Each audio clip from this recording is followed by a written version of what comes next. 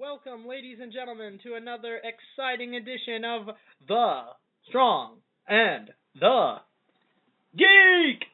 This is a very special episode for us. It is. And you'll see why in a little bit. Actually, no. Right now. Okay. For all of you who might be a new listener thanks to meeting us at Harrisburg Comicon. First annual. We want to say hello and welcome to the show. For all of you who said that you were going to listen, took a card, shook our hand, smiled, winked, and then walked away, fuck you! Yeah, except they don't know that you're saying fuck you because they're not listening to this. No, that's why I'm going all in. Fair enough. We have a very exciting show for you this evening because we are going to be going over all of the exciting things that we did, saw, people we experienced, talked to, not people we did. We didn't do a lot of people. A few people, but not a lot of people. You did a few people? Only a few. You're really quick. Yeah, well. You're fast at sex. The Flash.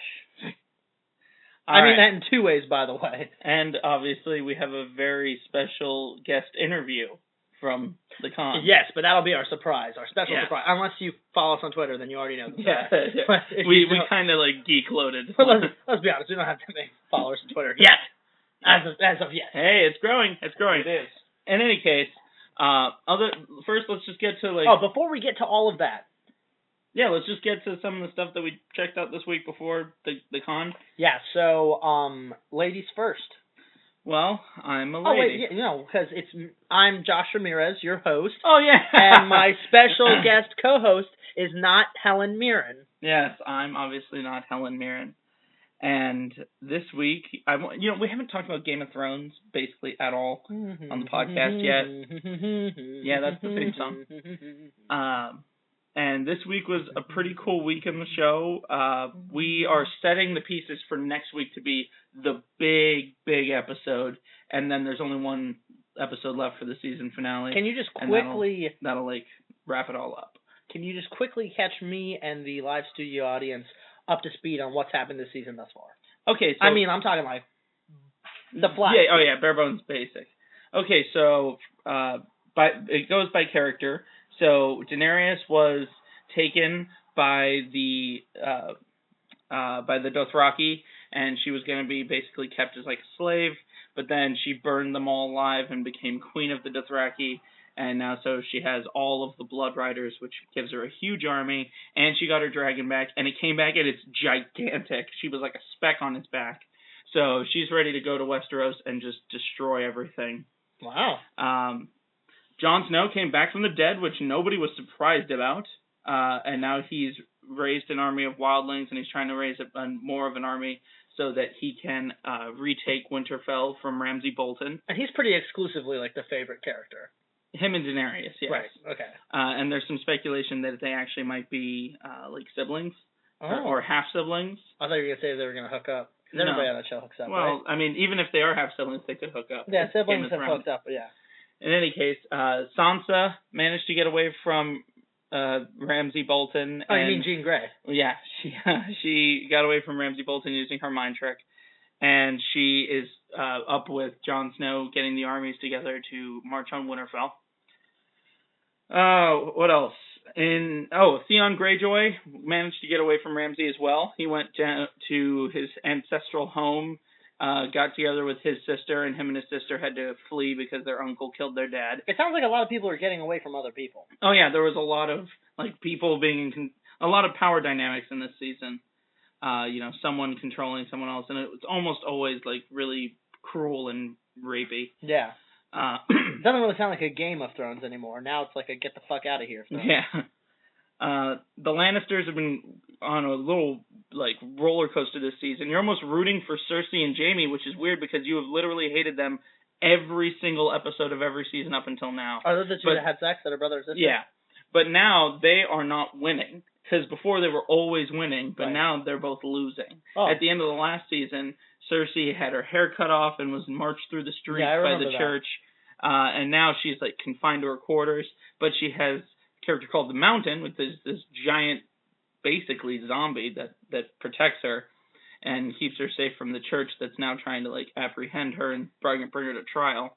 But her son, who is the king, is now basically indoctrinated by the church. So he's brought together the church and the crown, and he's doing whatever the High Sparrow tells him to do. That's like their pope. I was under the impression that in Game of Thrones, if you are losing, you die. Like, most people die in that Well, that's show. literally Cersei's line in the first season. In the Game of Thrones, you win or you die. But as the show's gone on, less and less people die, important people. Right. Especially this season, because, I mean... They already killed everybody else. Yeah, well, and now they're going away from the books, because this book hasn't been written yet. Yeah. So, who knows? The Hound is back. Everyone thought the Hound was dead, but he came back in... not this episode, but the episode before. And in this past episode, he went full-on, like, righteous judgment Punisher on these guys with a hand axe and just tore them to pieces. And now he's together with a group that looks like they're marching north to join with Jon Snow against the White Walkers. So basically, you have all these people moving to the north. And I think it's going to be cool because we're going to get the reunion of the Hound and Arya, who I didn't mention in this episode, was super badass. She managed to kill the nameless girl that was had been torturing her since she joined the Faceless Men.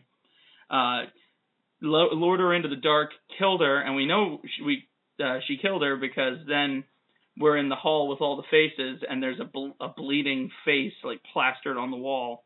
And like straight up out like the Joker cutting off his face, you know what I mean?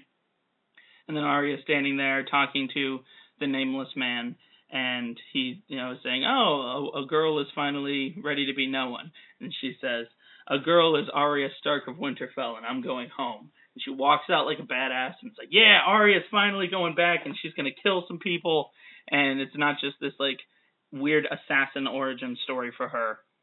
And I think, and then the last thing from the season is Bran Stark becoming the Three-Eyed Raven, basically making him some kind of like master druid. Mm-hmm.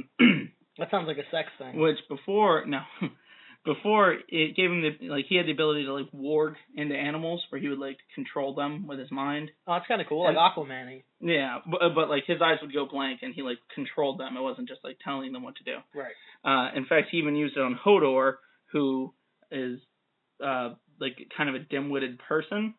So like he actually controlled his big Hodor body. But it turns out that Bran's power extends way beyond that because he can actually see into the past. And as we learned in the episode after that, he can actually kind of affect the past. Someone yelling, hold the door, while he was connected into Hodor's mind is what made Hodor in the past have like a seizure, and then all he can say is Hodor, Hodor. That's why they call him Hodor, is because he was like a Pokemon. Like, that's all he could say his whole life. That is the stupidest thing I've ever heard. It's like a time loop thing. I don't like it. No, I mean, it's kind of silly. But then again, that's kind of like Gollum with his cough. Gollum. Yeah. Gollum. Well, all he would say, or like, I am Groot. He would just say Hodor, no matter what it was. But it was like because he was slurring, hold the door. Yeah. It's because he had like a stroke when he was a kid because Bran was in his mind during this crazy moment of a lot of stress. I feel like this and it like broke his brain. 2016 is a year of time travel in shows, isn't it? Yeah. Like sending people back in time and fucking the time and all that kind of stuff. Yeah. All right, so what's your final thought? I'm really excited for next week because we saw the next time on, and it looks like the war is finally happening. Winter finally is here? It's been building up. No, winter's not quite here yet. Oh. But the war for the North is happening, which means as soon as Jon Snow retakes Winterfell, the White Walkers are going to break down the wall, and the whole Westeros is going to go to shit. So winter will be here. Yeah, winter is going to come in full force. Very good. Sounds I'll save my out of 10 till the finale of the season. Sounds like a fun game of Thrones. Womp womp. What about you? What did you do? Well, I went and saw James Wan's The Conjuring #2. Now, you've never seen Conjuring at all, have you? No, I haven't seen either of them. So, The Conjuring, the first one, is by far, I will say, prior to going into The Conjuring 2, Conjuring 1 was by far my favorite horror film, and I'm a big fan of the genre. I would give The Conjuring 1 a 9 out of 10. Wow. I like it because it The direction is fantastic. James Wan does a really great job. The music was eerie and really, really well done. The acting was superb by everybody in the cast. And the fact that it was based on true events and, Ed and Lorraine Warren, true people, I always find those stories to be much more enticing and interesting and creepy than, let's say... then you think, could this happen to me? Right, as opposed to, just all those movies, those horror stories that turned out to be based on just Japanese versions of the same movies. Or, I know when I go to sleep that there's not a guy with needle fingers who's going to murder me. There's not? Not if he looks like he's got hamburger helper on his face. So it's on you. I'm going to put a hamburger helper on my face, tie some needles to my fingers, and murder your ass. Well, this is going to be our final episode of The Strong and the Geek. Next week, it'll just be the one of the other. Would that be like a confession? Could that be used against me in court? Yeah, this is extremely admissible. Oh, shit. What's it called? Self-incrimination. Self-incriminating, yeah. I self-incriminated myself. All right, so very briefly. So Conjuring 2, I'll just go really quick through it and give my out of 10. So Conjuring 2 picks up shortly after Conjuring 1. It begins, actually, with Ed and Lorraine exploring Amityville, because they did in real life. So it starts with Amityville. Okay. And then from there, it hops over to England, where this big, and apparently in England this is it was a really famous, they called it the Amityville of England. I had never heard of it before this. Okay. But it was a haunting that happened in this house to a single mother and her kids, and specifically the one daughter was getting possessed, and speaking as if she was an old man, an 84-year-old man or something, who had died from a brain aneurysm or something, sitting in this chair in the living room of their house. Well, basically some crazy stuff starts happening, and Ed and Lorraine are reached out to by some people who in England who've been investigating, and the local priest or whatever, and they get in touch with the priest in America who talks to Ed and Lorraine.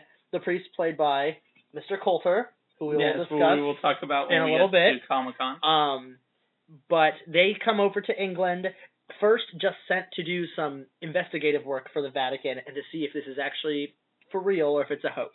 But they're not going to get involved, because if you recall from The Conjuring 1, they've been really playing their cards close to the chest since, Lorraine's been having visions of Ed dying and them being worried that the demons are going to start attacking them or their daughter, Judy, I think her name is. So this one they're trying to take a really hands-off approach. But obviously that goes to shit pretty quick when they get there and realize, wait a second, we think this is for real. So a whole bunch of spooky, regular, crazy shit happens. A lot of cliche, but in a fantastically unique horror tropes. So, the jump scare kind of thing, but also just its own unique direction. And I'll say that much to go into it and see. I thought it was very, very good. The big things that really, really solidified this just being a great movie for me, James Wan's direction in the first one was awesome. In this one, he just keeps with the trend. His shots in this movie are eerie, they're strange, and just very unique. So, for example, a boy, the young son, he hears a sound outside, and he goes outside to look through the window. And even though, in a lot of movies, obviously he's the main point of the shot, so the shot would be right on him, maybe looking, and then going back to right outside or something. But instead, what they do is the shot is zoomed out, and it just shows the house and the two windows in the house, and you see the boy standing on the right of the screen looking out the window, and then in the left of the screen you can kind of see the reflection of what he's looking at in the other window. It's an awesome shot, and it's fucking terrifying. And the best part was you're expecting something to jump out at him or something scary to happen. Nothing happens. Nothing happens. Suspense building. It's just suspense building, and then he goes back and it just moves on to the next scene, because you're like, shit, the ghost is waiting, or whatever it is waiting to keep messing with him. You see, now that is the mark of a good horror director. That's a mark of good horror cinematography. It's not about the money shot. I mean, most horror movies get less scary after you see the monster. Right. And I will actually say that in this one, So for anyone who's seen it, you know, the Crooked Man. At some point, you see the Crooked Man, and I was actually talking to a friend, and that was like one of his least favorite things. He was like, I feel like the Crooked Man was animated weird. So the really quick, so for you to know, they have this little like kind of like music box, and it would spin and with its lights, and it would create the illusion of like walking, like when you do like a flip book. Yeah. And it was about this. It's this little nursery rhyme about the Crooked Man. Like there was a crooked man on a crooked hill. And so this like is that. like old timey Slender Man. Yeah, kinda. And actually, it's exactly what it was. Yeah. And well, at one point, like the first time I even saw the thing, I was like, Crooked Man's gonna show up or something, or the demon's gonna take it. So it turns out that the demon was using the spirit of the old man Bob who died in the house, or Bill, his name was Bill, as like to attach to, and he forced that so that they thought that it was just a ghost haunting them, but actually it was this demon. Okay. And it's supposedly the same demon who was haunting them in Amityville or something. Oh, okay. And so then, it's the legend of Crooked Man based on that demon? No. Crooked Man is just a little nursery rhyme, but the demon also used the Crooked Man because like one of the kids was like afraid of it or something like that. That might be incorrect, but it used the Crooked Man also as like another like image to use to present itself, so they thought they were just being haunted by this. Gotcha. But really it wasn't the Crooked Man, it was the demon. But the Crooked Man shows up, and that's the only part I was going to say is I agree with my friend. The animation of the Crooked Man was kind of silly. He was fucking creepy, don't get me wrong. But with everything else going on being actually as realistic as you could get in a story about, you know, like spirits and stuff, having this thing come out of a toy was kind of unusual. And I know that people would say, well, a demon possessed Annabelle in the first one, but Annabelle didn't like come out of like a pop-up book. Like Annabelle was an actual doll. Yeah. But all in all, I think, oh my goodness, the acting. So I forget right now the names of the actors. I drew a blank, but it doesn't matter. But who play Ed and Lorraine, just like they did a fantastic job in the first one, they do just as great a job in this one. I overall did not like it as much as the first one. I would give this one an 8.5 still, though. Okay. Well, that's still a really high rating. It was still really good. It was definitely everything you want in a horror movie, and it was really awesome. It just, in my opinion, wasn't as good. And I think one part of it was the plot was predictable because it was following kind of the same formula as the first one, which when you're working with demonologists... I mean, Juan is just following the same direction. The thing about horror in thematically speaking, is bizarre. It's bizarrely like pornography. It's very cliche. You know, pornography. You know how it's going to end. That's true. And after the climax, there's usually a lot of cleanup, but it gets a lot less interesting. Oh yeah, there you go. That's true. I mean, like, that's a pretty once you get the money shot, it's a lot less interesting. Well, and to be fair, the first one ended with you not knowing what was going to happen next. Oh, so that's like watching a porn, but like turning it off before the end of the movie. Yeah, before the. That's edging. Splash. Isn't that called edging? I think so. Yeah. This one ended on a much happier note, which was like it ended with like Elvis music playing and then like kissing and dancing and holding each other. Right on the face. They were kissing on the face. Yeah, on the face. Yeah, okay. Not anywhere else. It's PG-13. I think. But it always ends on the face. Yeah, but it wasn't. So the first one ended with, you know, Annabelle and like you like what the hell is happening and stuff. This one didn't have that. As far as that, if there was an after credit scene, I didn't stay for it. But an after credit scene in a horror movie? Wouldn't that just be like a doll opens an eye and then there's a question mark? Yeah, or like a hand reaches out and then brains. Yeah. That'd be a really weird twist on this one, but The Conjuring 3, brains. But yeah, so Conjuring 2, very good. I highly recommend it. Awesome. Well, cool. Well, if there's nothing else, I think we should talk about our Geek of the Week. Geek of the Week. Geek of the Week. Chicka-chicka. Geek of the Week. Anyway, so now this week we're not gonna delve into this. You know, that's not this type of show. But this week obviously was marred with some tragedy, and obviously our hearts and prayers go out to all the people in Orlando who are affected by this, and all the LGBT community as a whole. It's very sad. And the world. Yeah, well, and the world, obviously, yes. So this was a terrible thing that happened. And we could have focused on something like that, but instead we wanted to look for just a little ray of sunshine to kind of brighten everyone's day, because I know this is still very tragic and still very heavy on everyone's heart. So we found a very cool story, and we got to give our props out and actually, our Geek of the Week is going to be a corporation because of something very cool that they did. You want to tell the people what it is that we found? All right, so our Geek of the Week this week is Lowe's. Ah. Lowe's building their status as geek, one story at a time. And you wouldn't think of a hardware store that's like as far away from geeky as possible. Oh yeah. But Lowe's did something very admirable this week. So a Lowe's in Canada, in Saskatchewan, hired a man. That's already a little bit geekier just to begin with. Yeah, because it's in Canada. It's Canadian. Which I don't. Is that racist of us to say that? No, it's a compliment. Oh yeah. Wait, but stereotypes can. Damn it. Anyway, keep going. Yeah, fucking Americans. Yeah. Anyway, so they hired a gentleman named Owen Lima, and the reason why this is a big deal is because Owen, because of he suffered some traumatic brain injury, he has a disability, and so he had been searching for work for over 10 years with like little to no success. Wow. And no one would really be able to hire him, and the reason why is because he requires the help of his service dog pretty much everywhere he goes. His service dog, Blue. Okay. So Lowe's steps up their game here.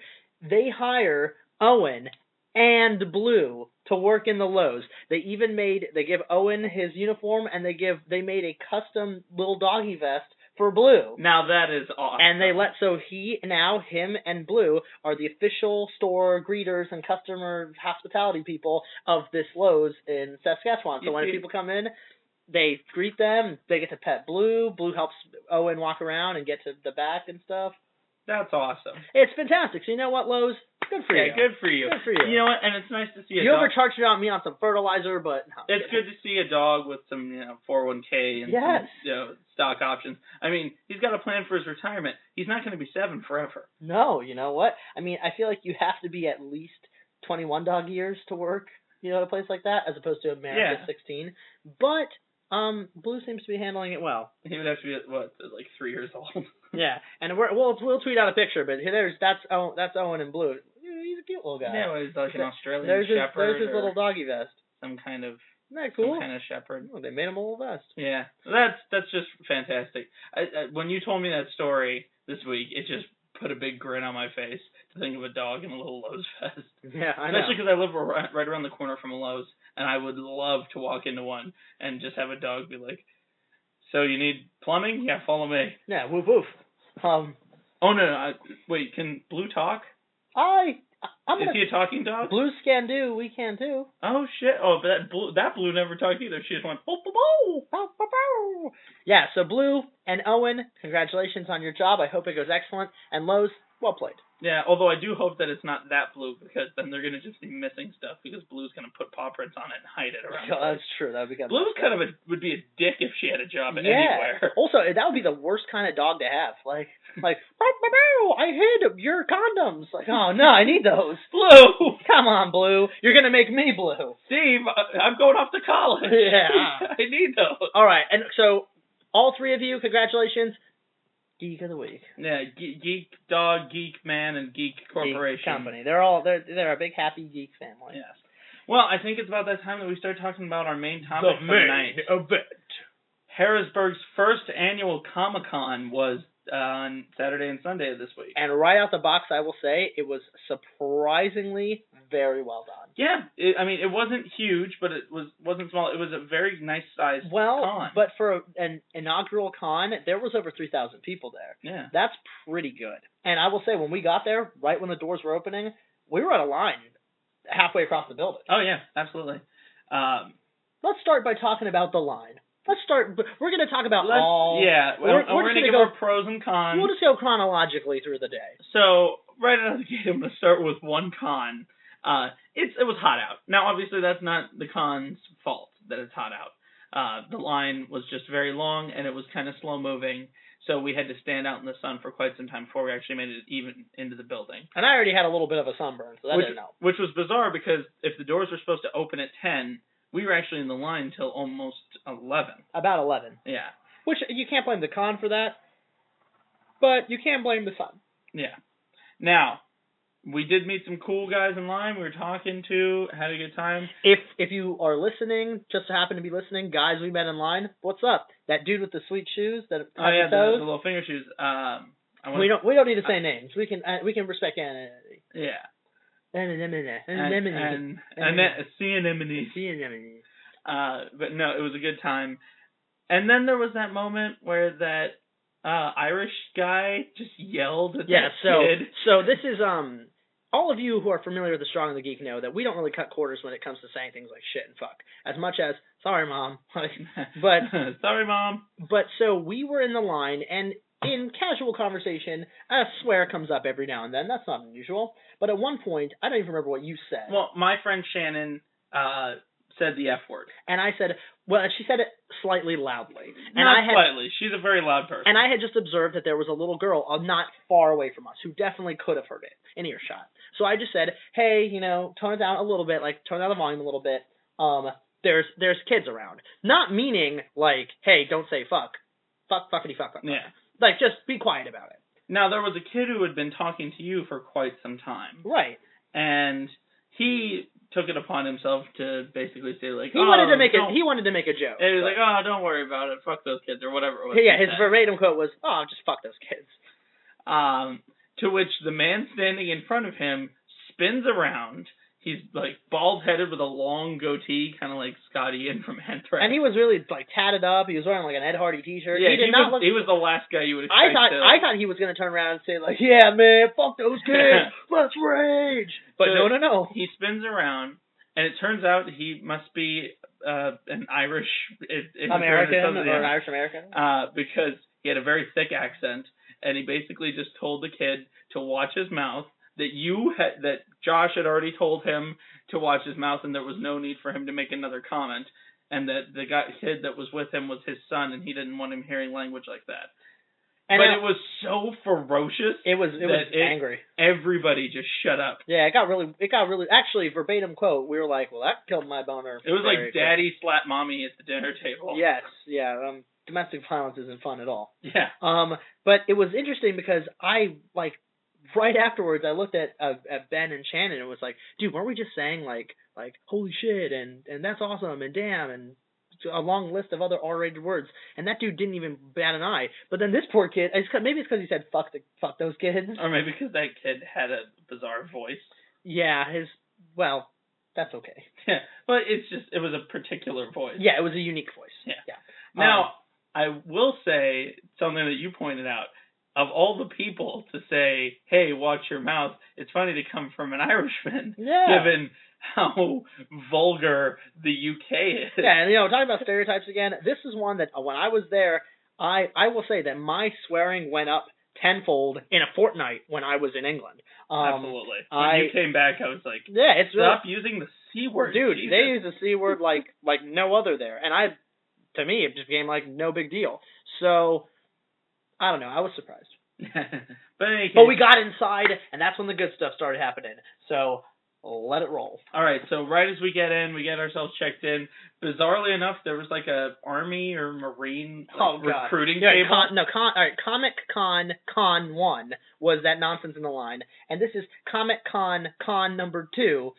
The Marine table. There was like recruiters. They were situated right at the entrance, so you had to walk right past them. It's all these jack guys, which that's fine. You guys are, protecting our country. Thank you for your service. Thank you for your service. We're not trying to demean you, but it's a Comic-Con. It's a bunch of sweaty, nerdy people, and then there's these jack guys literally doing chin-ups because they had a bar there. And this is what pisses me off about this stuff. So I've interacted with a lot of recruiters in my life, particularly when I was getting ready to go to college.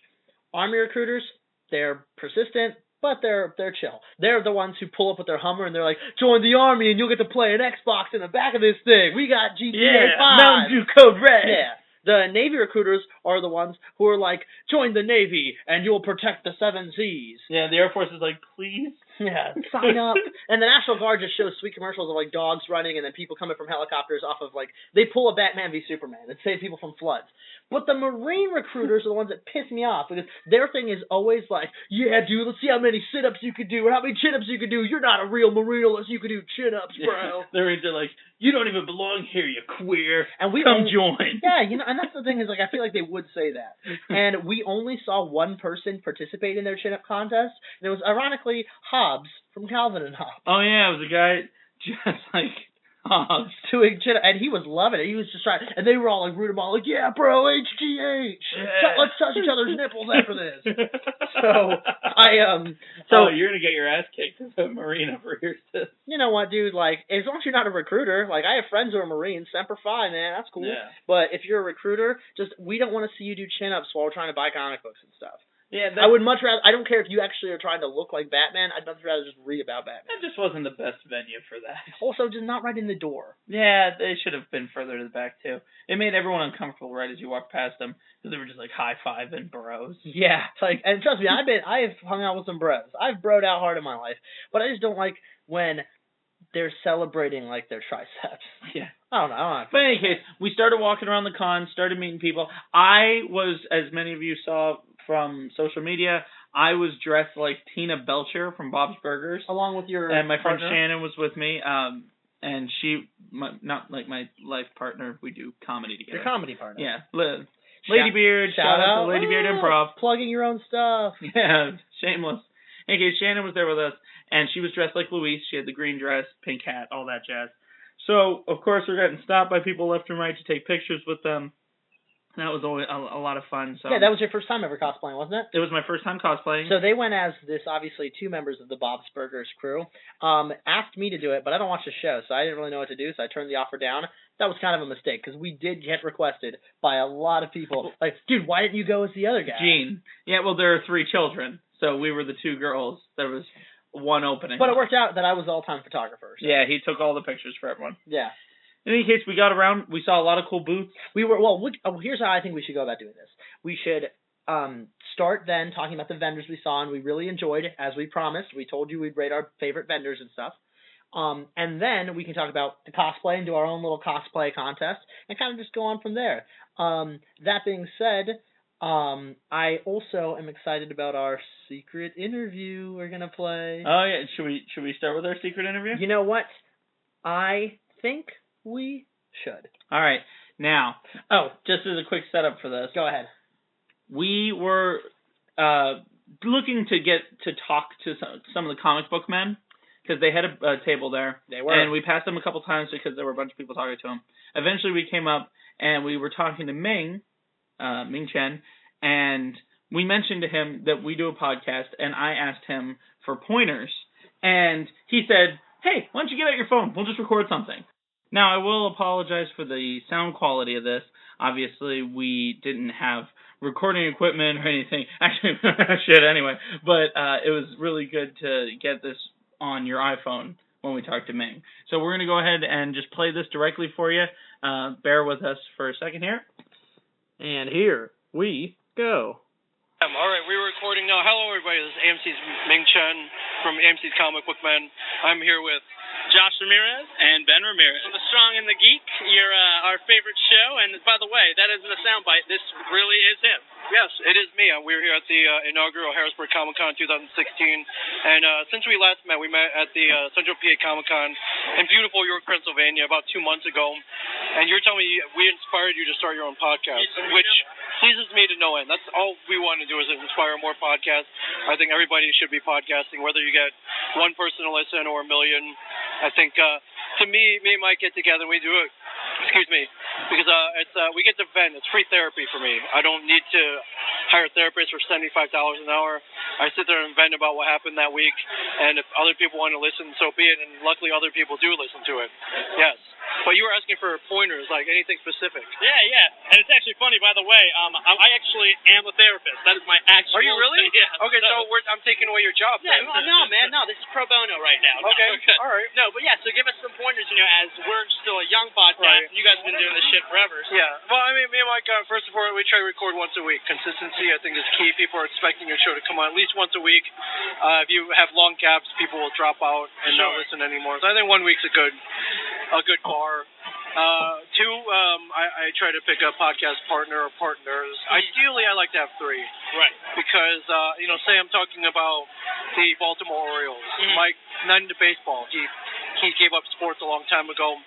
Doesn't know anything about the Orioles or baseball. But the third guy might know something about baseball.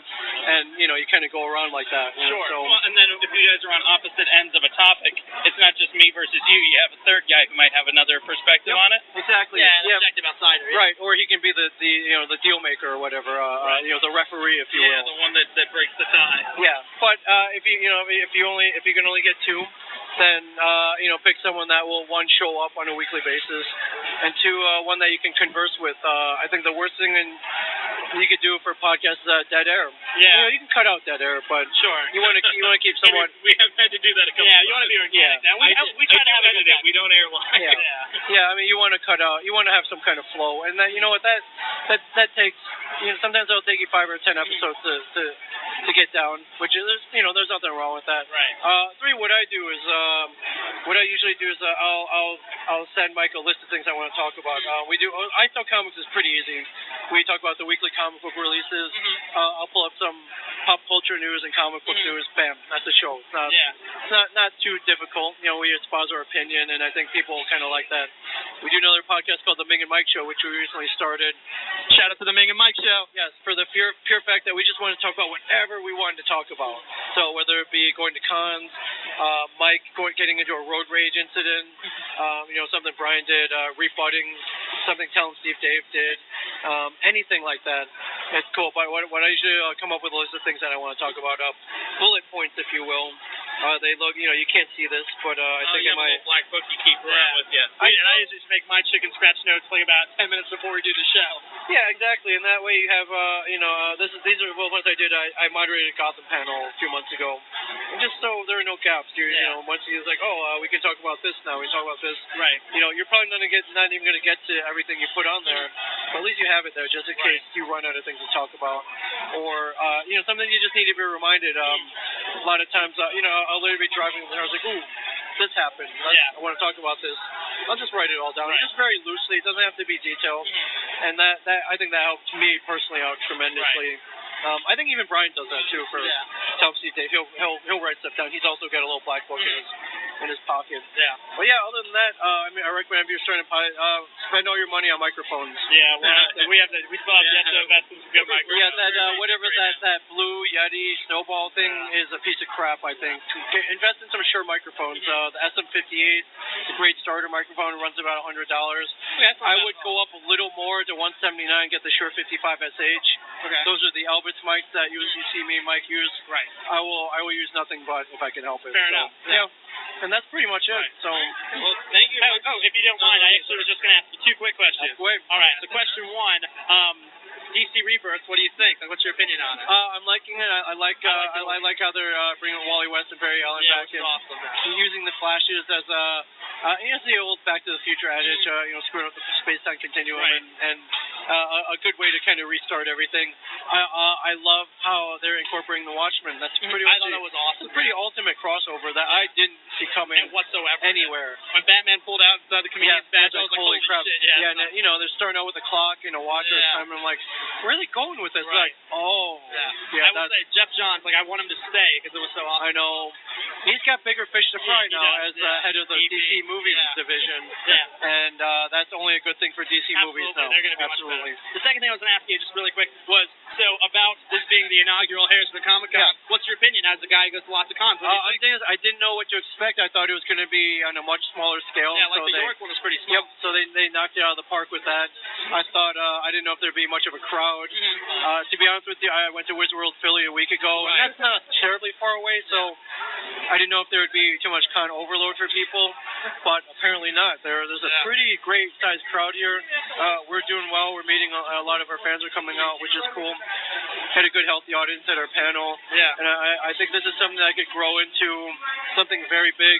Harrisburg is a great central area between Baltimore, Philadelphia, Pittsburgh, maybe not super far from New York. Not super far from New York, maybe parts from Ohio as well. Right, yeah. And that's what you want. You don't want to pigeonhole yourself in the one community. You want people to come from all over. And not far from Red Bank either. So now 3 hours. Yeah, I got here in a mere 3 hours. And they're doing a great job. Yeah. So. Awesome. All right. Well, very cool, man. Hey, great talking to you. Absolutely. Thanks so much for taking the pointers. Yeah. Giving us a little shout out that we can play. Absolutely. Yep, no problem. So keep podcasting, gentlemen. Absolutely, man. Thanks a lot.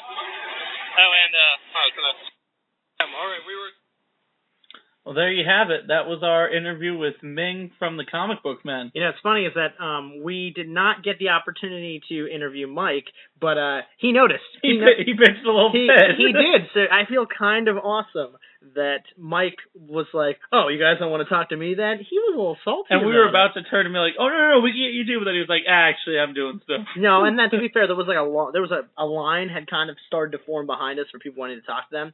So I felt kind of like a dick for taking all their time. But hey, Ming, it was your idea. Yeah, the next con we go to, if they're there, we're gonna have to talk to, Mike and Ming and Brian, the whole crew. And you know what? To be honestly, I want to just personally once again say thank you to the Comic Book Man. That was awesome. They were great pointers. It was just cool. We actually, full disclosure, after that interview, we were like, that was kind of... We geeked out so hard. We were like, dude, are we like pseudo comic book men? No, we're not. We're comic book boys. Little boys. Baby boys. But we were like, that was awesome. And I, obviously, Ming, if you're listening to this, I know we gave you our card. Thank you so much. We really appreciate it. And the next time you're in Central PA, you know what? We record right here in my house. Why don't you come out and be on our show? If that happens, we'll show you the sights of Harrisburg and we'll buy you a beer. Absolutely. We'll buy all you guys a beer. So in any case, that was for me the highlight of Comicon. Oh yeah, absolutely. Was getting to meet and talk with Ming. And we had talked to them briefly as mentioned. Ming mentioned the video on the recording at York Comicon. We got to see him do a wheelbarrow race. And to be honest, he is right that was kind of what being there and talking to them kind of got us into we could do a podcast. Yeah. That would be cool. Along with other podcasts that I listen to. Of course, yeah, but they don't want to downplay other like Fat Men on Batman and Weekly Planet. Oh no, wait, that Kevin Smith guy? Yeah. What the hell does he know? No, of course not. So moving on from the Comic Book Men, who obviously did a fantastic job. Let's talk about some of the other booths we saw. So we'll go with some of the other celebrities. Yeah, we saw an actor that was in The Conjuring, Steve Coulter, or as I accidentally called him, Steve Coultier. So we went up to Steve Coulter's table, and his sign on his booth it spelled his last name Coultier. It was I-E-R as opposed to just E-R. So we introduced ourselves, talked to him. He was a really cool guy. Told him about Strong the Geek. He actually seemed like he said that he's always looking to listen to something while he's going from thing to thing. Yeah, and we know that it's the social skills right thing to do to say, oh, that's cool, but he seems like legit about it. It was very genuine. Yeah. Some people you can tell that they don't give a shit. Even some of the people that I talked to, just regular people that I was giving our card out to and talking to, I could tell in their eyes they're like, I'm going to put this in a trash can. But that's the way it works in marketing. But he looked genuinely interested. And to be fair, apologies to everyone, but we were marketing aggressively because that's what you got to do in this day and age. Well, and I paid to print business cards. Yeah. So anyway, it was a good investment. Those business cards came out sweet. If you want a glimpse of the business cards, look on the Facebook page. We had a picture. Yeah. I think I tweeted it out too. So anyway, Steve, Ben asks him, how do you pronounce your last name? I was like, is it pronounced Coultier? Like Colbert? And he's like, well, that would be nice, but no, it's just Coulter. I was like, and then I noticed the sign behind him, which is the banner that they obviously take everywhere. And I said, oh, because they misspelled your name on your little card here on the table. And he was like, what? Now, I should also point out, this wasn't right at the beginning of the day. No, this was around, 2 p.m., 3 p.m.? Yeah, we got there. So we got in at around 11. The con had been open for several hours at this point.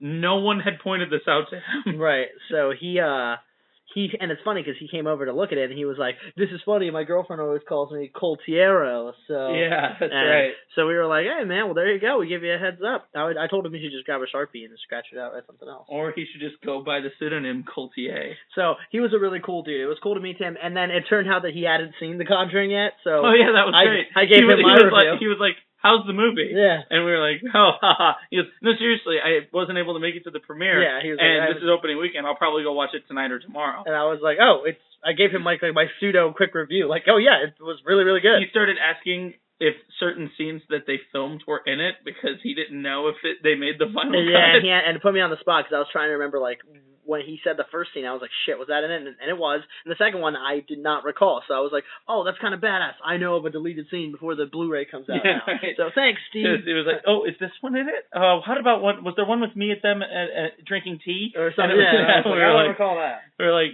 do they not get a pre-screening? But, right. Well, I mean, they do a screening, but he wasn't able to make it to the screening. So, shout that was just a fun little anecdote. That was cool. So another celebrity that I got to meet, a celebrity in the comic book world, that you did not get to speak to, I don't think, was Bob McLeod, the artist. No, I didn't. I talked to Bob just very briefly, and just wanted to mention that he was a super nice guy, and it was funny that I was looking at some of his original artwork that he had there, and I was like, man, you make this look so easy. And he was like, well, if you've been doing anything, for 40 years, you're going to make it look really easy. And I was thinking in my head, like, that's true. Like, yeah.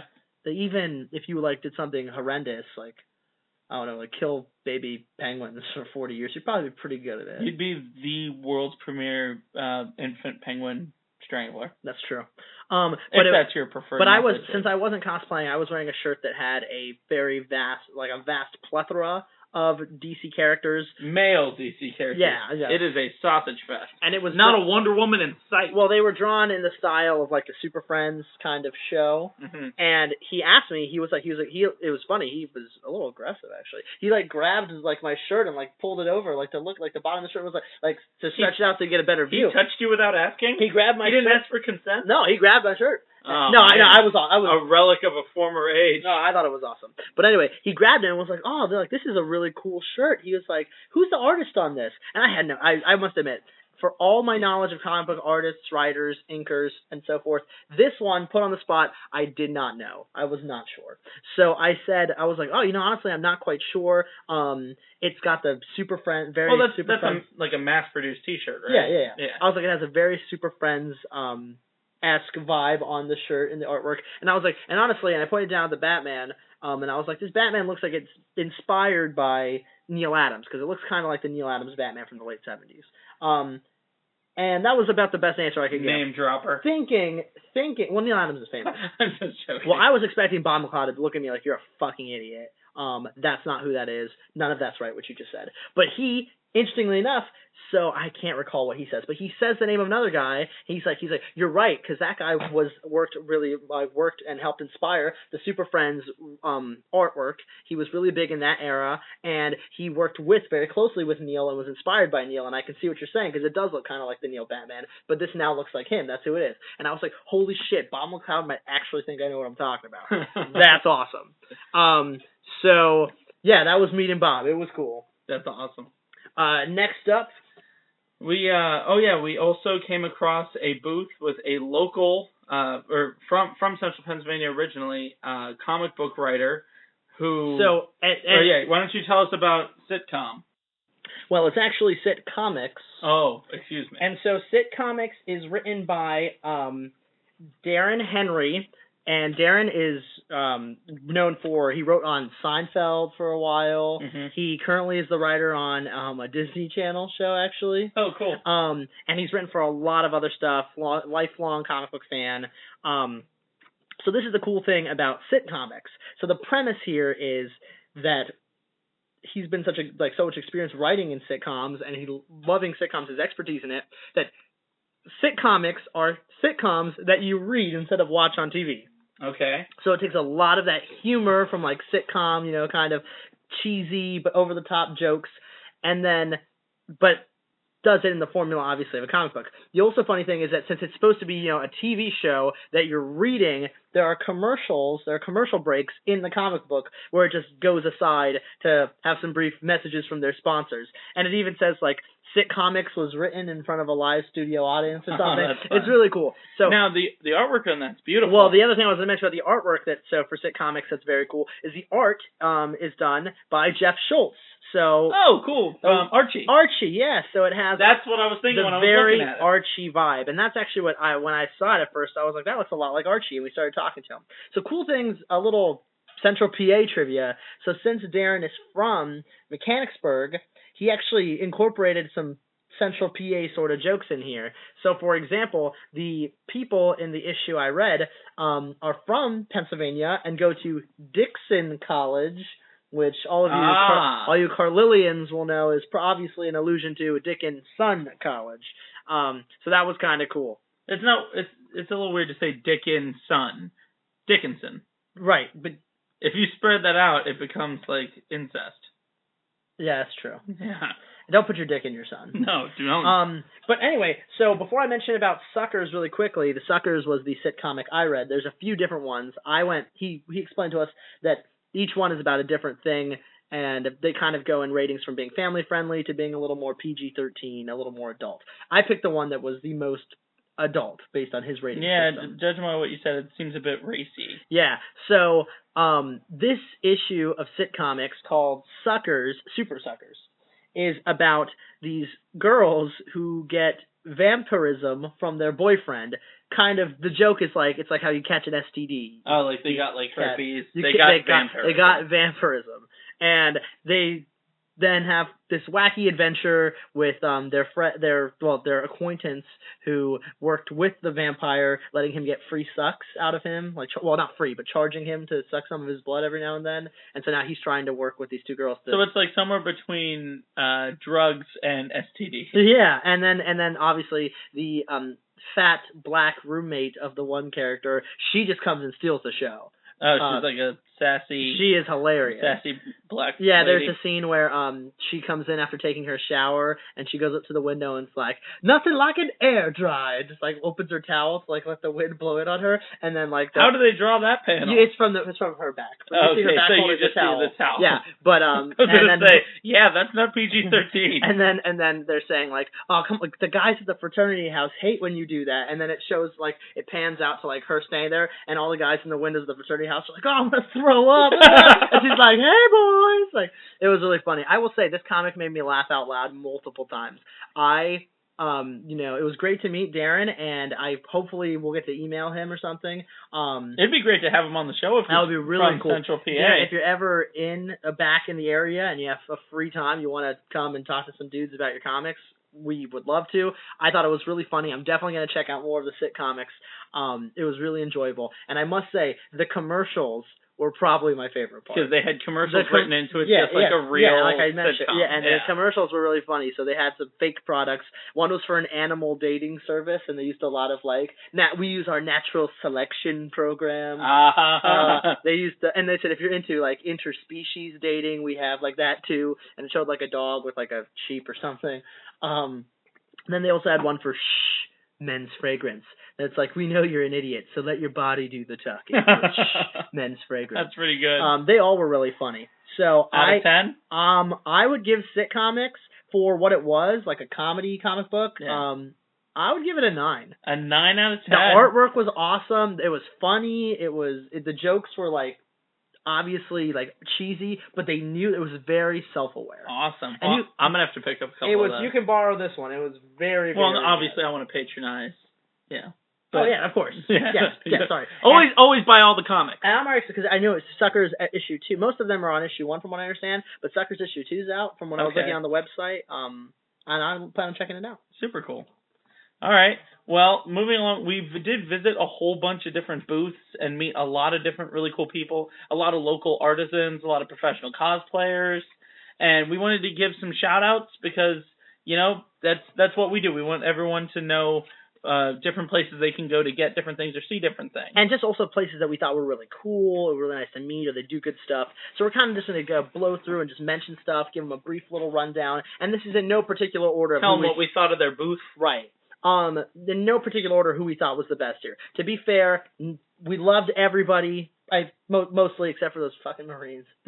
But Comic Book Men probably did it for us as our favorite. Well, I mean, that's celebrity. That's right. Different. But these people, they put a lot of work into their booths and into their craft. So for starters here, we got to meet people from Halloween Park, which is a kind of horror amusement location in Strinestown, Pennsylvania. Yeah, and so they do like a haunted house, but they also did like a Christmas haunted house. They do like a zombie. Yeah, they do stuff year round. Zombie showdown sort of thing.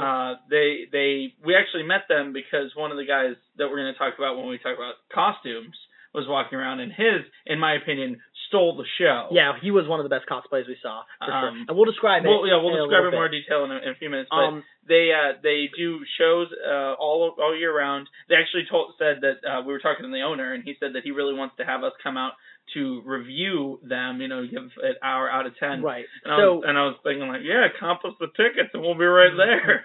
So, did you say that or no? No. He didn't offer, did he? No, that's okay. I mean, it's usually implied when someone says to a reviewer to come out, but I don't know. I don't know how professional we are, I guess. We had cards. We're doing this on the air, aren't we? Yeah. Anyway. Well, no, just kidding. Anyway, but no, so let's stay tuned that we do intend to go check it out when it gets to the more Halloween season and give our review. So.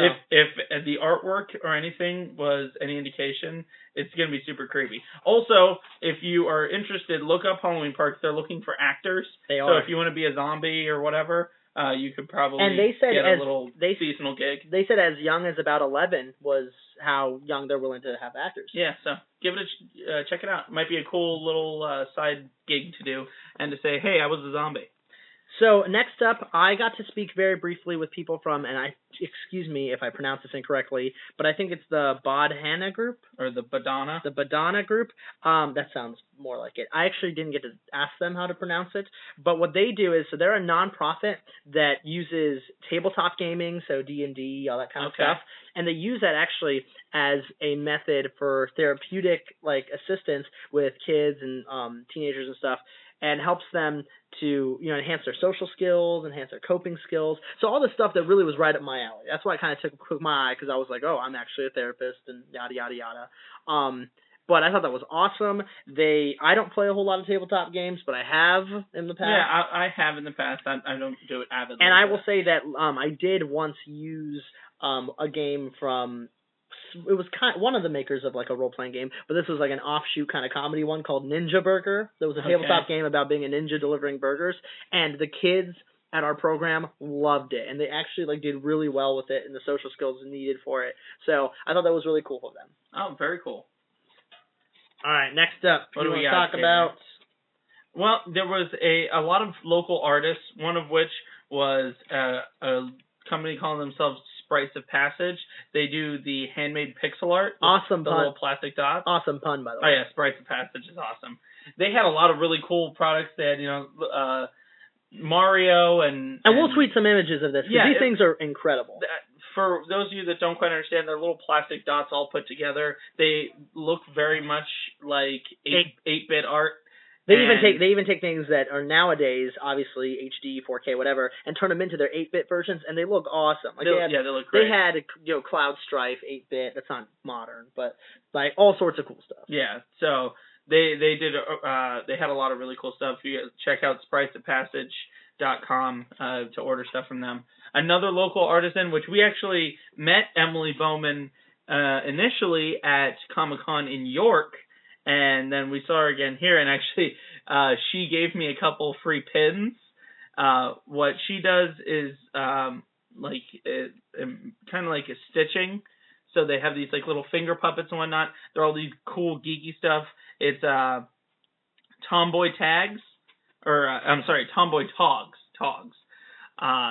So cute little finger puppets. You can get sets of superheroes. Hey guys, these things. I'm gonna channel my inner cute kitten. They are adorable. They're super cute. Make sure you send a picture of the ones you got. I want to get the Harry Potter set, and I want to get the Doctor Who set, and I want to play finger puppet shows with my kids. See, when he said that he was oh, these would be great for my kids. I was like, fuck that, I want them. Yeah. They had a whole Batman set that was sweet. Yeah. Well, you could put one on each finger and have a whole little scene. Yeah, you could have you could have up to 10 characters. Well, and if you buy the Hogwarts one, because she has a whole thing of Hogwarts, then all the little characters from Harry Potter come in it, or if you get the TARDIS, the Avengers, all the little Doctor Who comes with it. It's really neat. She also makes some pins, and she gave me 3 pins for free just for saying hey, it's good to see you. We're gonna say you're awesome on the air. She was like, here, take these.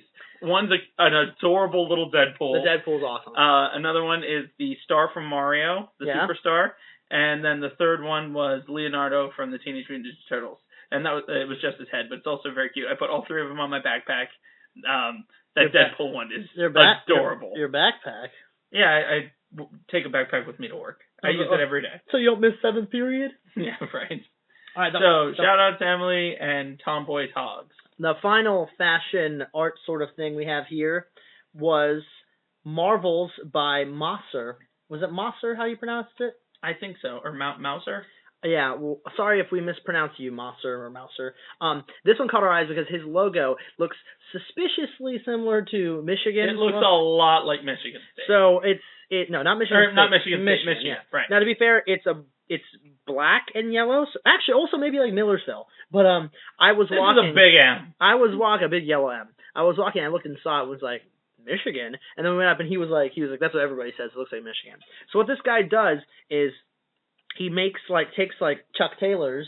Yeah. And he makes little, like, how would you call that? Patches. Like patches, but for where they normally would put like the star. Yeah, and I guess he must remove the patch that has the original like Converse All-Star and what he puts on there. Now that's presumptive. He might actually order these special. Yeah, I'm not exactly sure. But in any case, he matches up colors perfectly, so you have like Power Ranger Converse. Yeah, so I think, and presumably they were like hand sewn. They looked really good. Yeah, so you have one that's like white with gold lines, and then it has the logo for the White Ranger, or one that's red and it has silver lines for the Red Ranger, and then they have the original like logo for each. Remember each one of the Rangers had their own logo. Yeah, whether it's a Tyrannosaurus. And that's where the Converse All-Star patch would be. It's one of those. They were really, really cool. We had a lot of them on display. And you can get them in any color because it's for all of the different Power Rangers.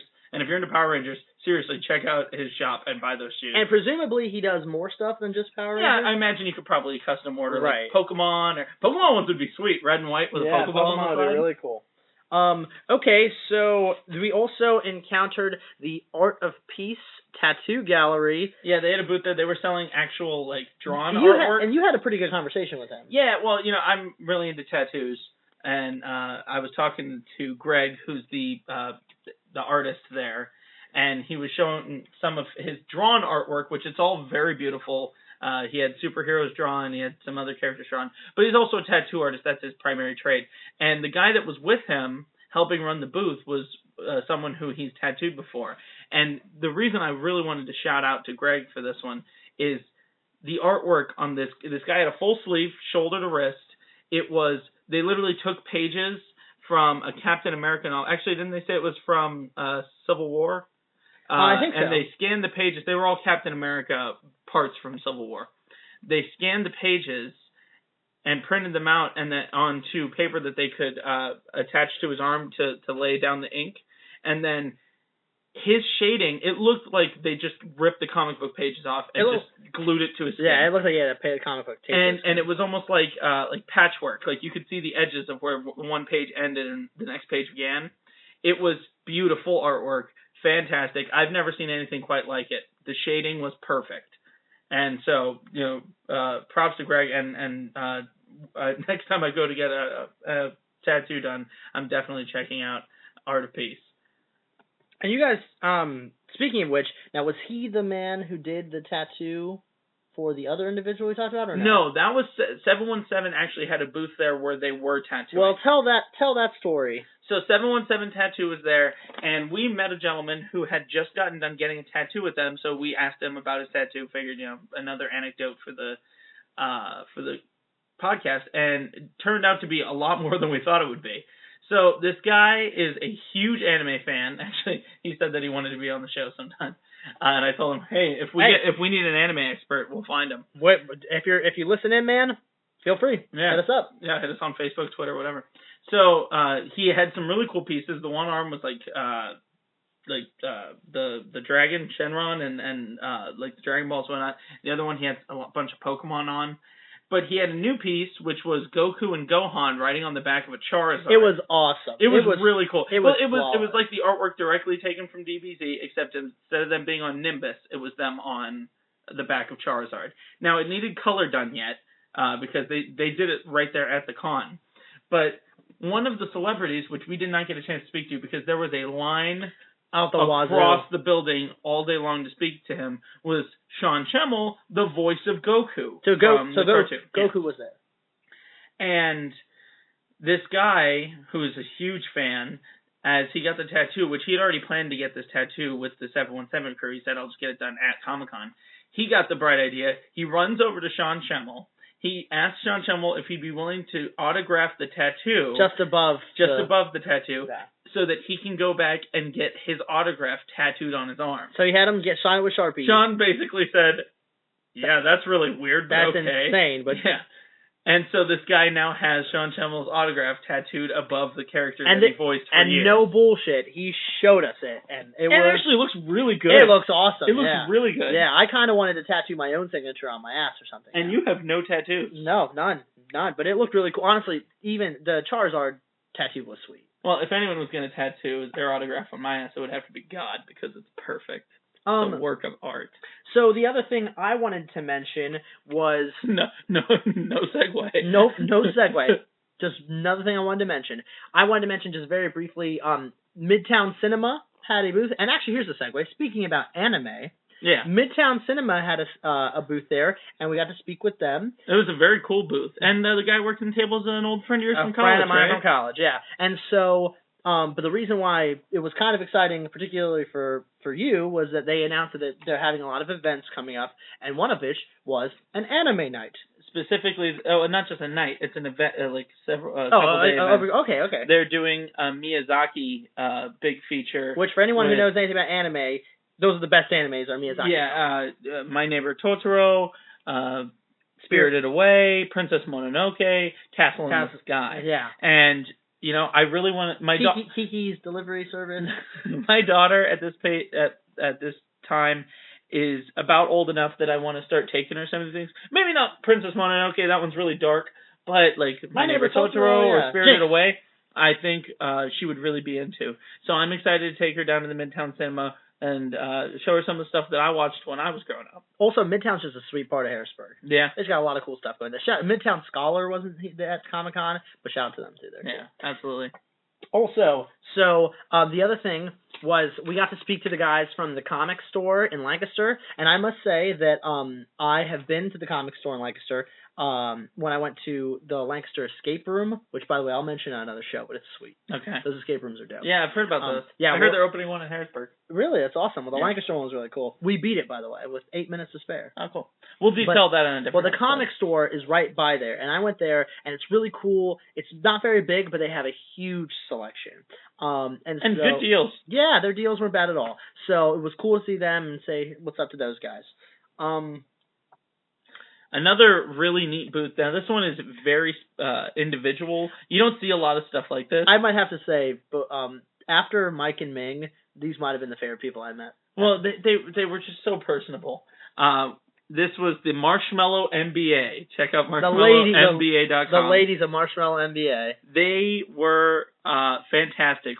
What a sassy lady. You know what I mean? The Marshmallow MBA. I actually didn't even get her name. So what they do is they make marshmallows. They make their own homemade marshmallows in like a bajillion different flavors. Yeah, they're handcrafted. We got to try vanilla and root beer. Both were delicious. Yeah.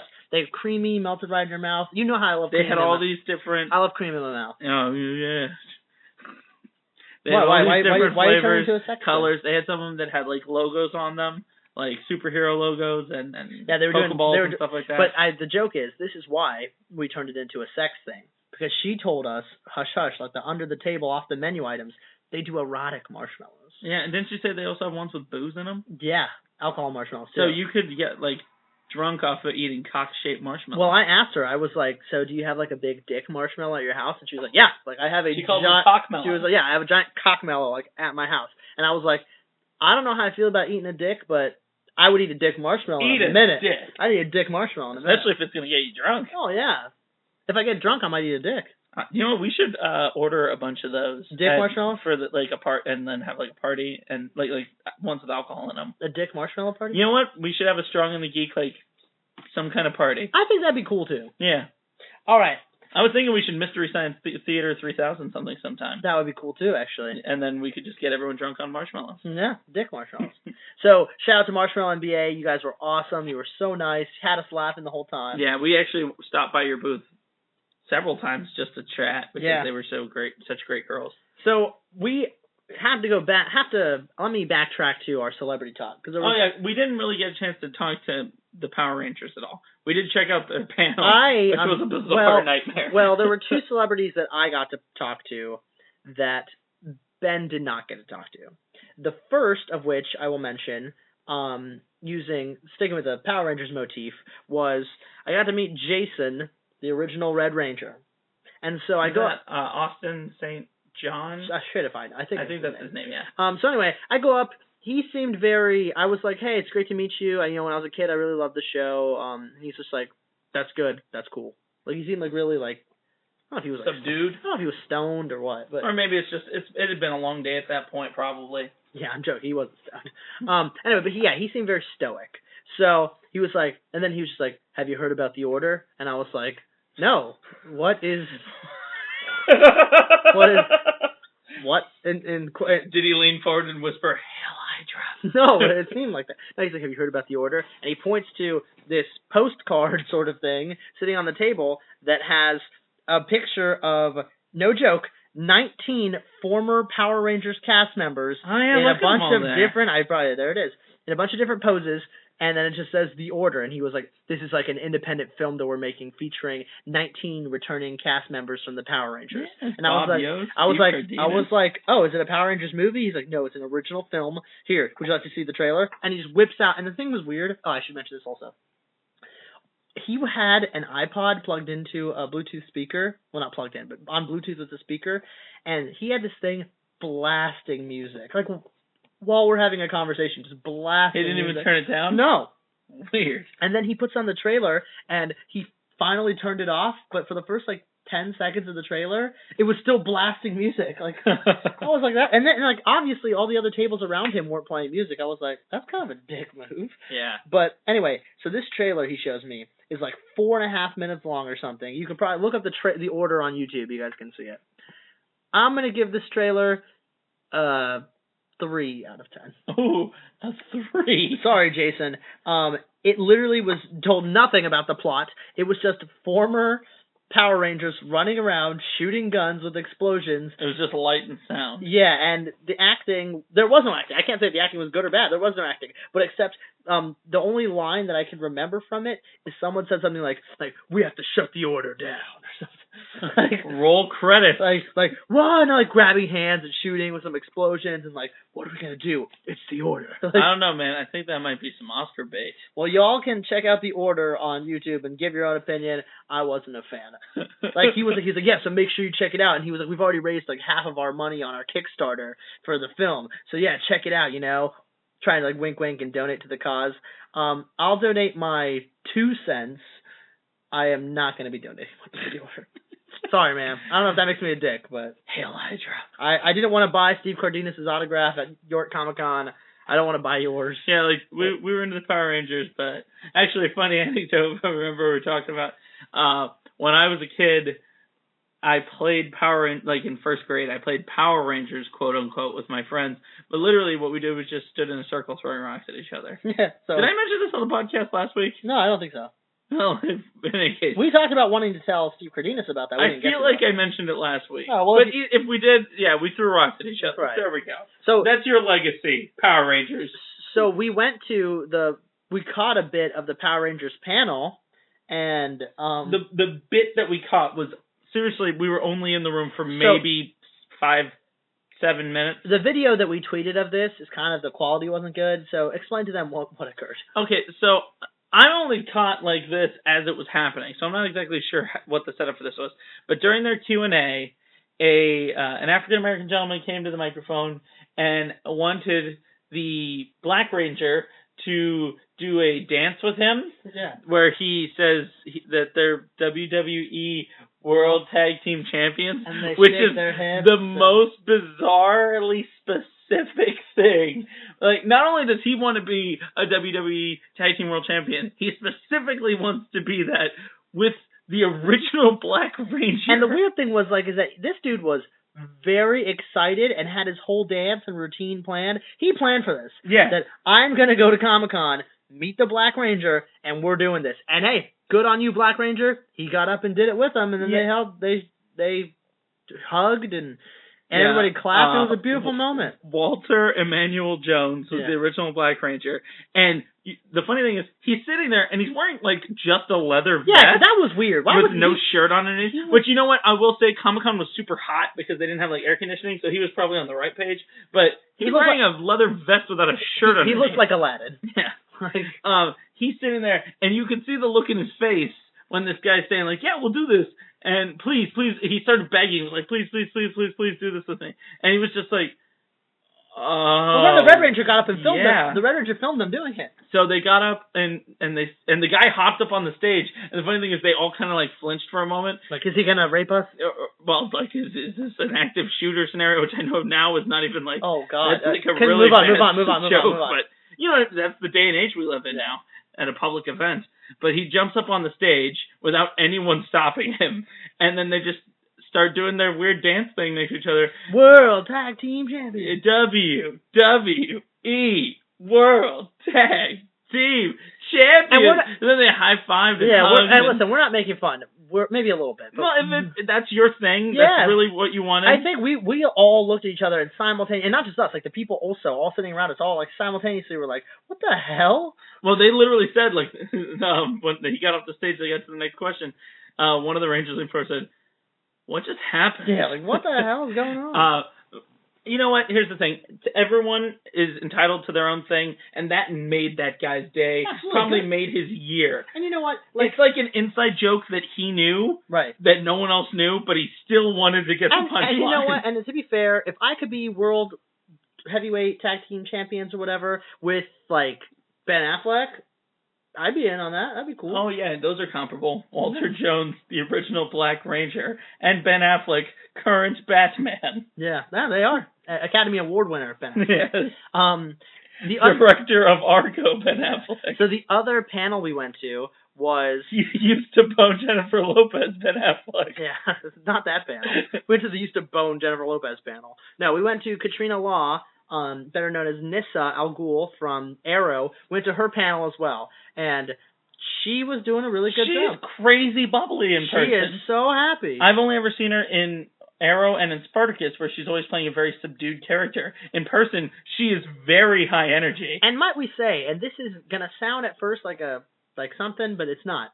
We spent a lot of that time staring at her backside. And I don't mean that like we were checking out your ass. It's because the room we were in, this is one of the things that they hadn't set up the chairs in front of the booth where they were doing the panels just yet, so we were sitting on the sides of the farm show arena. Yeah, and the way the arena's set up is they have a door and another door, and then a judge's booth in between the two doors, and then bleachers on either side parallel, kind of like it would be set up on a basketball court. Yeah. That way they could bring animals in, because it's a farm show complex. They could walk around the room, and they could walk out the other door past the judges. That's fine for when you're showing off cattle. But when you're hosting a panel, you can't talk to two different sides of a room at the same time. So and this wasn't any fault of her own, but when we got there, she was answering questions. When most of these panels at smaller cons like this are basically just Q&A. And so she was answering a lot of questions, but they were predominantly for a while there from the one side of the room that we happened not to be sitting on. So luckily, eventually, she was able to get attention on our side, and Benny Boy here even asked her a question. I did. Actually, I asked her the last question of the panel. You asked her to marry you. I did not. Good. A lot of people like to ask questions about, like, oh, any funny stories from the set, or, oh, was it hard to do this, or whatever. Did Stephen and Mel really do that ladder thing? Yeah, like, one of them was Kiss, Marry, Kill, 3 of the cast members, which was fun. I wish you would have asked the legit version. Fuck me. Yeah, well, it was a small child asking that question. She wasn't. Well, not a small child, but a teenager. In any case, no, but I like to ask them, like, actual challenging questions. Like Poignant? I like how poignant. Like when we were at Baltimore Con, I asked Paul Blackthorne, like, what his process is to get into character. So you asked... I asked her if she's dealt with any negative stigma from playing a character that's a member of the LGBT community, and she said surprisingly no, and it was a great moment. Everyone applauded, that this is, and so bizarre that it was that same day that turns out there was this, or the next day there was this shooting. But I mean, it was, but it was just a great moment for us to say, like, hey, you know what? It looks like things are better than they used to be. Like in 2016, you can play a lesbian character on television and not get death threats. Yeah, although she did say that she has a PR person and a social media person that kind of delete negative stuff. So there's probably a lot more that she doesn't see, but it's good to know that there's a lot of really good support. And the one thing that I thanked her for was for playing a character that happens to be a lesbian, but has nothing to do with the character. There's no, like, she's not a caricature. She's not dykey or anything. Like, she doesn't feel the need to speak with a deep accent or something. She's just a girl that happens to be attracted to other women. And I thought it was great to have a character that isn't a big cartoon of a stereotype. You know what I mean? Because if there's anything we hate on The Strong and the Geek, it's stereotypes. And cartoons. And cartoon stereotypes. So yeah, what I was going to mention then finally about that is that I got to then, while Ben and Shannon were waiting in the line for the cosplay contest, I got to talk to Katrina very briefly. Oh, okay. Just for a couple minutes. You're right, she was so nice. She was a sweetheart. She was a very nice person. I said, I had no idea you were on Spartacus. And she was like, oh, really? And I was like, yeah, because I've never watched Spartacus. She was like, oh, well, that's okay. And I was like, yeah, maybe I'll check it out. Maybe not. But it's good. Yeah, well, if you like 300, you'll like Spartacus. Right, but I did tell her that I loved Arrow, and I thought that her character was really cool. And as a fan of the comic books and a big fan of Ra's al Ghul as a villain, I thought that was really cool. Yeah. How she's Nissa and everything, and so it was cool to meet her. That was fun. Katie Lotz, White Canary, was supposed to be there, and then had to cancel, unfortunately, under circumstances that we're not exactly sure about. But that sucked because we were looking forward to trying to meet her. And you know what? It would have been cool trying to get her an interview on the show. So I think we should probably talk. Speaking of cosplay, we should talk about some of the cosplay and some of the other little things that we saw at the con. For instance, we didn't mention before when we were talking about the booths when we saw Steampunk R2-D2. Oh my goodness! Which I tweeted out a picture of before. That thing was full sized, looked like the height of R2-D2, except it was made to look like a steampunk robot, like straight out of like BioShock. Had like a little cow catcher in the front of it. And it actually worked? Like he drives around and puffs out smoke and makes noises. It was the coolest thing I saw. I loved it. We got to meet a couple of the more professional, famous cosplayers. Yeah. So one we met was Katie Ko. Is that how she pronounces her last name? Ko-Lee? Anyway, but Katie, she was dressed as Gambit, and her Gambit was spot on. It was out of this world. Oh, yeah. It looked just like it. Crimson red contact lenses. Right. The long brown coat. She had a wig that we had no idea was a wig. We thought it was her wig. And she was just a wonderful person. I think she might have liked you. No, she was very nice. No, she was very friendly, and she liked my shirt. She did like my shirt. Yeah, very much so. Well, the thing that I noticed about some of her pictures is her attention to detail. Oh, it was impeccable. She had a Supergirl costume, which was fantastic. Yeah. But she had two pictures. One where she was posing kind of smiling with these like sky blue contacts in clearly. And then another one where she was like scowling as Supergirl, and she used the crimson red ones to indicate, Supergirl's about to use her heat vision. That was just really cool to see that kind of level of detail. Yeah, and the pictures were awesome too. Yeah, very, very much so.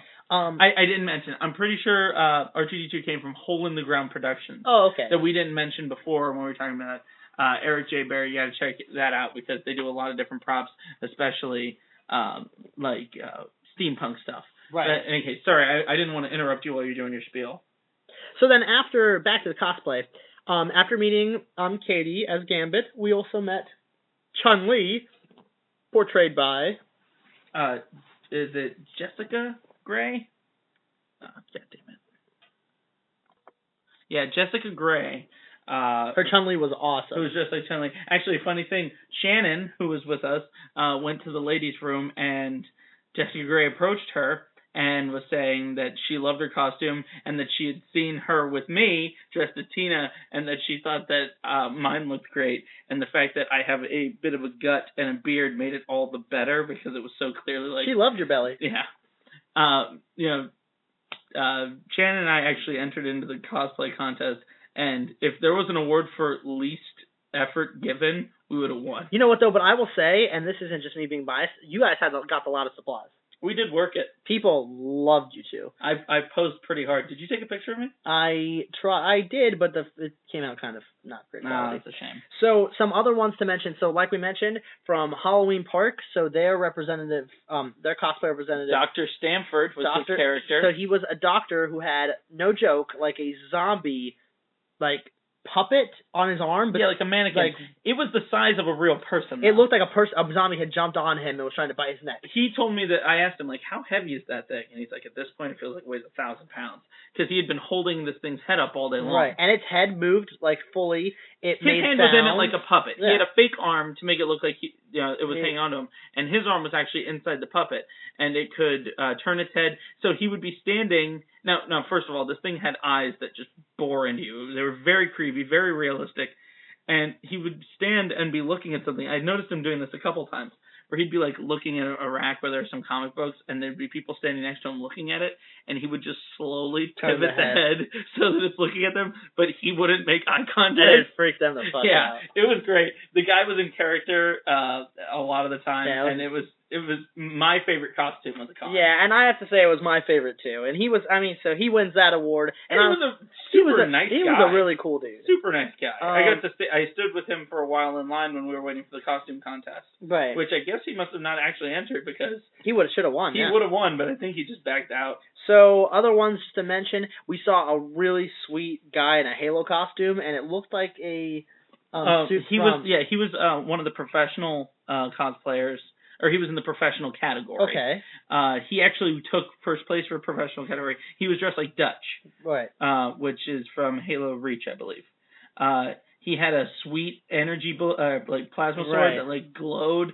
And the thing about it was, not only was he in full costume, but he did the right poses. Like he would spin around and like leap forward and like uppercut with the blade. So he had practiced those. Yeah, he was very clearly doing like the show or the game proud. So then we had of course a steampunk ninja sort of guy, just his own character. Original character. But he was really ninja cool. Mask and cool. Like, he was cool monocle. looking. We saw obviously there were a few Deadpools. Not as many Deadpools as I expected.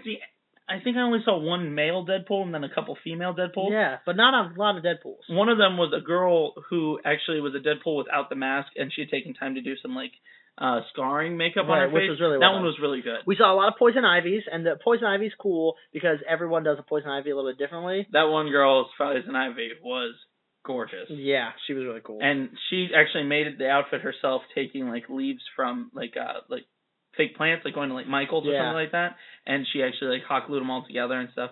So it's always good to see when someone makes their own costume. Right. We got to talk to Joker and Harley from the upcoming Suicide Squad movie. Their costumes were on point. Awesome. Did you notice that his Joker was wearing like an open straitjacket and that she was wearing the prison costume? Yeah, which was really cool. They were fantastic. If you guys are listening right now, loved yours. Yeah, they were really, really He even awesome. had, what was it, damaged written on the forehead? Which was awesome. We got to see...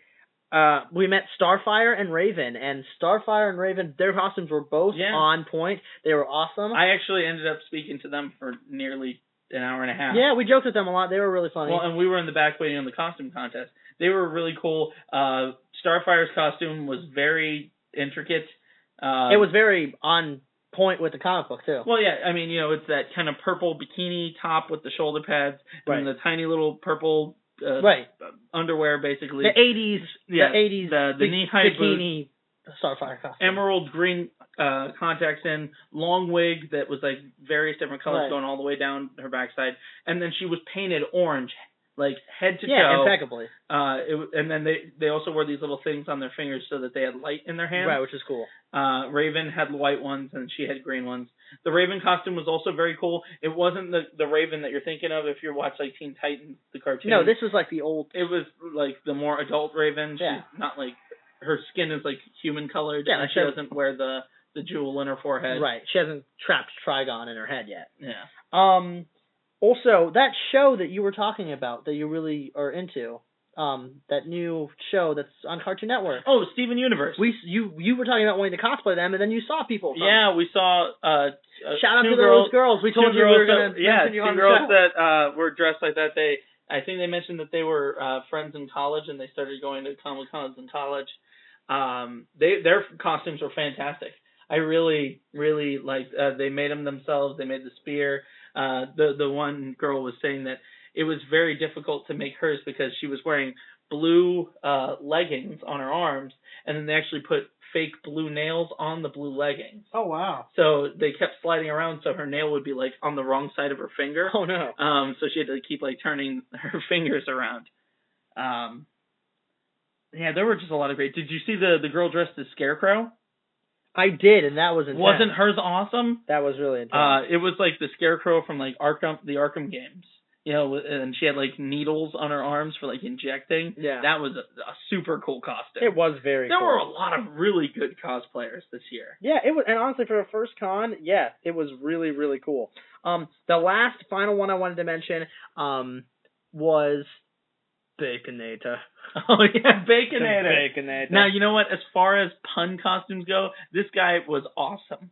So this guy's costume was literally just a it's a Halloween costume of a strip of bacon, and then the rest of his clothes are just black, so you can't even like see him. You just see a strip of bacon with a face. But then he took it to the next level by putting some battle scarring on his face and wearing a bandolier of like bullets. And we were like, a lot of people were just staring at him like, what? Who's he supposed to be? But Josh and I got it right out of the gate. It's like, he's the Baconator. Baconator. Yeah, that's perfect. It was very, very funny. We talked to him for a while just saying, like, we should just throw a bunch of breakfast puns, like, right. You're toast. And what was the other one? It was extremely nice to meet you. Yeah, we're going to have to scramble their egg generator or something like that. So, yeah, really funny. Like you mentioned, yeah, the cosplays were awesome. I still was a fan of Halloween Parks guy. Yeah, no, I think his was... Dr. What was his name again? Dr. what? Dr. Stanford was Dr. his character. Stanford was I don't remember the guy's actual name, but I Well, remember right. his character was Dr. Stanford was awesome. So, all in all, I would say the first annual Harrisburg Comicon was a great success. Yeah, I mean, there's a lot that we're not even going to be able to get to right now. But, yeah, great. And if we missed you when we said we would give you a shout-out, I really apologize. You know, hit us up on Twitter, and we'll make sure to mention you in our next episode. Keeping up with everything was a little bit difficult, but we all had a great time. We actually discussed maybe, who knows, in the future, trying to get a Strong and Geek booth there. Yeah, maybe we could do like a live show from there. Live shows from there. Maybe try to get some more interviews or something. Maybe get some merch. We're still talking about possibly doing merch. You never know. So maybe we'll look into doing that next year. I think that could be a lot of fun. All right, so how's about we finish this rodeo the way we always do? All right. I think it's time for our Clash of the Tights. Just kidding. I'm not going to do that game. Clash that's silly. of the Tights. That game you always do of yelling as loud as you can. Clash of the Tights. So, last week's Clash of the Tights involved the Teenage Mutant Ninja Turtles versus the Guardians of the Galaxy. And the world has spoken. And I am really surprised. As you all recall, I voted TMNT. Benny Boy voted GOTG. Yeah, gotta go. And TMNT brought it home. Yeah, I'm really surprised. I thought with the hype around Guardians of the Galaxy, with that movie being so popular, I mean, obviously Teenage Mutant Ninja Turtles is a movie too, but it's not like Guardians. Right. I thought people would vote for the other. But you know what? I think people heard your arguments and took them seriously. Yeah, that, or they just realized that Leonardo's a badass. Yeah. Well, in any case, yeah, good job, TMNT. I guess you just killed another franchise. Yeah, no big deal. No. Michael Bay, director. You're not just killing your own, Michael Bay. No. Now, moving on to a more important subject, let's talk about our fight for the night. Tonight, we have two badass, wisecracking sidekick characters, but they take over the show anytime they're on the screen. And they both happen to play unfortunate second fiddle to guys that are great pilots but whiny about their dads. I'm talking Falco Lombardi from Star Fox and Han Solo from Star Wars. Oh shit, that's a good battle. Yeah, Star Fox v Star Wars, and the badass boys of both. Alright, so let's start with the rundown here. Falco Lombardi is a bird. He is a bird. He's an anthropomorphic bird. With metal legs. He is fast as all get out thanks to his little bionic legs. He uses a blaster pistol sort of thing, which he's an expert marksman. he knows karate or jujitsu or something. They all have some kind of training. He has an R-wing, and they also have a tank and a little walker they convert thing. To a tank He can whip out a rocket launcher to shoot at stuff. Yeah, so he is definitely armed, and he's got a lot of military training. You would say he's armed and dangerous? I think he's armed to the beak. And he also has a very good voice. Yeah, he was. Fox around my back. He was always our favorite character. Yeah, he was cool. Like Fox was fine. Nobody likes Slippy. Do a barrel roll. And Peppy says, no, and, I know your father's dead, but he would sure love it. Like, could you stop reminding me of my dead dad while we're in battle? He did that all the time. He's like, oh, if your father was here. It's like, Peppy, how old are you? I remember your father. All right, so what about... Do a barrel roll like your father's doing in his grave. Oh, your father. All right, so on the other end of the spectrum we have... we got Han Solo, the man, the myth, the legend. They just recast him for young Han Solo... And going forward with the movie, we're going to see even more adventures from him. This is the guy that shoots first. And in The Force Awakens, got murdered. Yeah, but again, that was his son, and his guard was down. Other than that, Han never loses. Even when he gets captured, he comes right back. He's a crack shot. He's a brilliant smuggler. We saw him wield that bowcaster and blow those guys away in Force Awakens. And there's been some talk that maybe he might be Force sensitive. Yeah, not straight up Jedi, but yeah, surely he might be a bit Force sensitive. That's why he's so talented. Which I don't know if that's true or not, that he's Force sensitive, but it'd be cool. Now, here's how I want to see this start out. First of all, the R-Wing is obviously going to be a bit more maneuverable than the Millennium Falcon. That being said, though, the Millennium Falcon is no slouch, and it's the fastest ship in the galaxy. Well, are we talking Force Awakens Millennium Falcon? Because that thing's a piece of junk. Well, no, are you kidding? They said in the movie it was a piece of junk. Yeah, and then we see what Rey could do with it. That thing maneuvers really well for a thing that's basically a space frisbee. And you know what? It's got gunner positions on top and bottom, and those pivot around. So while the R-Wing you have to be right in front of it for it to shoot you. You know what I mean? This one, with the Millennium Falcon, they could be shooting back at them. But can you do a barrel roll in Millennium Falcon? Yeah, we saw her do those cool maneuvers. All right, so this is how I see the fight going down. Personally, I think that blaster-wise, it would be pretty similar in terms of their skills. But at the end of the day, Falco has much more advanced hand-to-hand combat, and as we've seen from Super Smash Brothers, he has his fire jump, yeah. And so with his speed and all of that, Falco's gonna win. You think Falco's gonna beat Han Solo? Well, I know this might go to popularity contest because he is Han Solo, but I think if it stays in the air, I think Han could outshoot Falco. But if it comes down to ground combat, you're absolutely right. I think if it comes down, if they were to shoot each other down and they both survive and get out of their ships, then Falco's going to beat him, ultimately. So, what are you going to say if you had to pick? If I had to, you know what, for the sake of the fight, I can't have it just stay in space because that's kind of boring. That's like, pew pew, done. Right. So I say they both shoot each other simultaneously, both crash, they get out of their ships, they come running at each other. Han shoots first. And Falco dies because Han shoots first. I just made that decision right now. Fair enough. So you heard it. Once again, we're split. I say Falco. And I say, even though he has better hand-to-hand, Han shoots first. Fair enough. So that's it. We'll set that out to the Twitterverse, and you all can decide, as always. I think we should start trying to keep a running tally of who wins more, because I'm pretty sure I'm winning. Whatever. All right.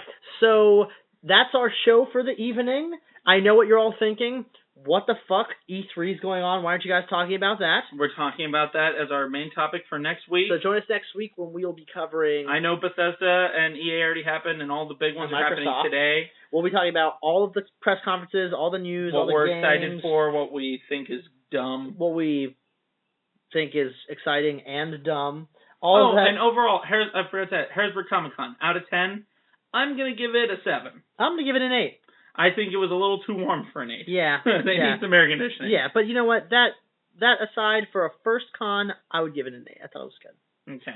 All right. Oh, and you know what? So long as we're talking about E3 and gaming next week, we didn't mention this week that we got to try out VR headsets for the first time. Yes. We totally forgot to do that at the Sprint table. You know what? We'll go and talk more about VR next week because that's going to be the real big push this year into VR. So now that we know what that's like, we can kind of talk from first-hand experience. So join us next week for all of that fun-filled stuff and the exciting conclusion of our Han Solo v Falco battle. Obviously, check us out on iTunes, YouTube, SoundCloud, Twitter, Facebook.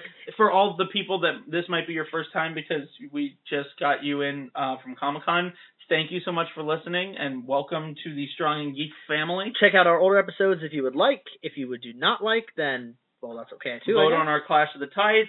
Make sure you hit us up with any ideas for future Clash of the Tights, future topics for the show. And if you want to be on the show sometime, hit us up. Yeah, you can always message us on any of the social media platforms or email us at thestrongandthegeek@gmail.com. And as always, you stay strong and stay geek. Chicka chicka. Bo bo. Joke's on you, there's no post-credit scene! Too bad! Fuckers.